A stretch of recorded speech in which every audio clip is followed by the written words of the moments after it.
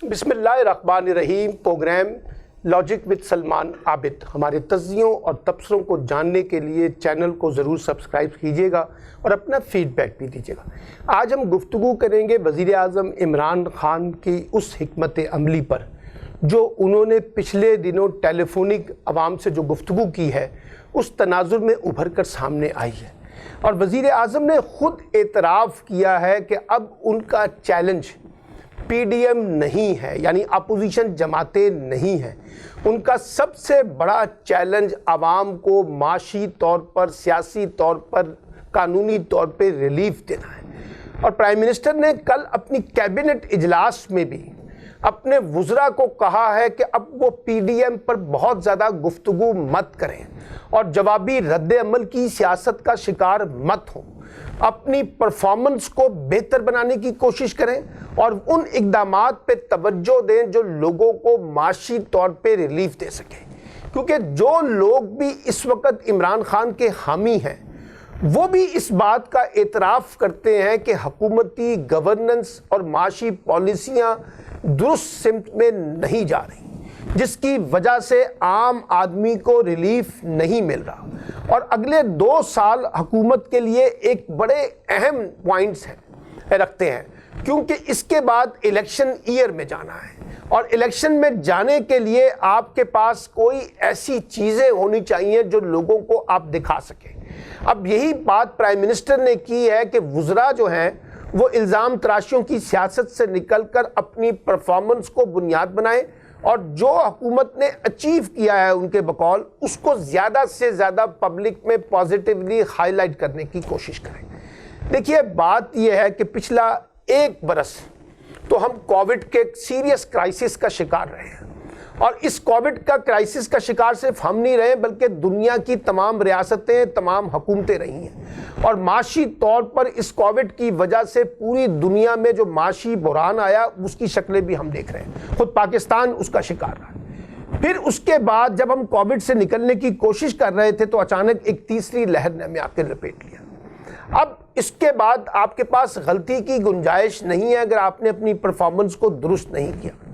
इमरान खान साहब ज़रूर मातम करें सिस्टम का, जुडिशरी पे तनकीद करें, ब्यूरोक्रेसी पे तनकीद करें, अपोजिशन जमातों पे तनकीद करें, मीडिया पे तनकीद करें, कारोबारी तबके पे तनकीद करें, एफबीआर पे तनकीद करें, जिस पे भी तनकीद करना चाहते हैं वो करें, वो अपना हक है उनका। लेकिन याद रखें कि अगर इस तनकीद के नतीजे में, यानी उसकी रिफ्लेक्शन आम आदमी की हालत ज़ार बेहतर नहीं होती, तो लोग फिर उस तनकीद को महज एक तनकीद समझ के वज़ीर आज़म पर जवाबी तनकीद करेंगे, क्योंकि उनको मैंडेट मिला है ना। अगर वो मैंडेट उनके पास है और वो लोगों को रिलीफ नहीं दे पा रहे हैं, वजूहात कुछ भी कह लें, कुछ भी हैं, लोगों को नहीं पता वजूहात क्या है। लोग तो रिलीफ मांगते हैं, लोग तो रिलीफ चाहते हैं, क्योंकि आपने जितने बड़े बड़े दावे यानी हुकूमत ने, इमरान खान साहब ने किए थे, लोग उसको रेजोल्यूशन चाहते हैं, वो उस वक्त होना चाहिए। तो मैं तो बार बार ये बात कहता रहा हूं कि अब हुकूमत के लिए पीडीएम ना पहले कभी इतना बड़ा चैलेंज बनी है, ना अब बनी है। और अब तो इस वक्त अपोजिशन खुद टूट फूट का शिकार हो चुकी है, आपस में दस्तों गिरेबान है, आपस में एक दूसरे के कपड़े उतार रहे हैं। अब उनका निशाना जो है वो हुकूमत से ज़्यादा पीपल्स पार्टी और पीएमएलएन या जेयूआई एक दूसरे के निशाना बन गए। ऐसी सूरत हाल में हुकूमत को, प्राइम मिनिस्टर को, उनकी कैबिनेट को इस लड़ाई में उलझने की बजाय असल तवज्जो जहां देनी है वो अपनी परफॉर्मेंस को इम्प्रूव करें, अपनी गवर्नेंस को इम्प्रूव करें। और 2 सूबों में उनकी बराह रास्त हुकूमत है, केपीके और पंजाब। प्राइम मिनिस्टर संजीदगी के साथ अपने इन दोनों चीफ मिनिस्टर के साथ बैठे, इनकी कैबिनेट के साथ बैठे और वाज़ेह तौर पे शॉर्ट टर्म इक़दामात के साथ और अपने डेडलाइंस तय करें कि लोगों को कैसे रिलीफ देना है। अब रमज़ान आ रहा है, हर साल हम देखते हैं कि रमज़ान में चोर बाजारी जो है वो अपने अरूज पे होती है। चीनी का बुरहान हम देख रहे हैं, हुकूमत ने पहली बार चीनी की कीमत का तयन किया, बहुत अच्छी बात है। अब इस बात को इंश्योर भी करें कि ये चीनी 85 रुपए किलो हर जगह पर दस्तयाब हो। अगर ये नहीं मिलेगी तो फिर हुकूमत का दावा या हुकूमत की रेट कहाँ रह जाएगी। इसी तरीके से अब वक्त आ गया है कि बिजली की कीमतों में, गैस की कीमतों में, पेट्रोल की कीमतों में, अद्वियात की कीमतों में, कुकिंग ऑयल्स की कीमतों में आप लोगों को रिलीफ दें। और लोगों को रिलीफ देना इसलिए ज़रूरी है कि पहले ही कोविड की वजह से लोग माशी बुरहान का, माशी बदहाली का और बेरोज़गारी का शिकार हैं।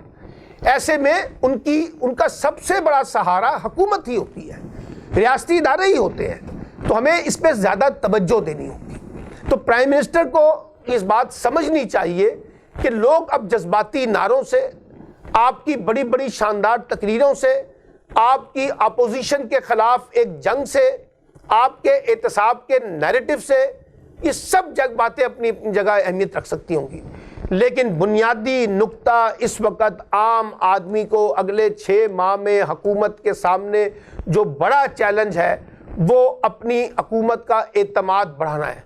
और ये एतमाद उसी सूरत में बढ़ेगा जब वो उनको माशी तौर पे रिलीफ देंगे। बहुत अच्छे तरीके से इस वक्त कोविड के कॉन्टेक्स्ट में कोरोना वैक्सीन जो है वो लग रही है। आपने पहले शुरू किया 60 साल की उम्र का, अब 50 साल का। कल डॉक्टर फैसल ने कहा ये 30 साल के नौजवानों को भी हम शुरू करना चाह रहे हैं। और जिस अंदाज से, जिस सोफिस्टिकेटेड तरीके से लग रही है, उस पर अपोजिशन भी तनकीद करने की पोजीशन में नहीं है। और कल ये फैसला हुआ कि 80 साल प्लस के जो लोग हैं उनको सरकार यानी हुकूमत घर जाके वैक्सीन लगाएगी। बहुत अच्छी बात है। और कोशिश करनी चाहिए ज़्यादा से ज़्यादा लोगों को मुफ्त कोरोना वैक्सीन लगे। ये जो इस वक्त इसके ऊपर कारोबार हो रहा है, खुदारा इससे भी रियासत पाकिस्तान आम आदमी को निजात दे। 12-12 हज़ार रुपए की कोरोना वैक्सीन आम आदमी के पास ये गुंजाइश नहीं है कि वो अपने घर के अंदर हर बंदे के ऊपर 12 हज़ार रुपए खर्च कर सके।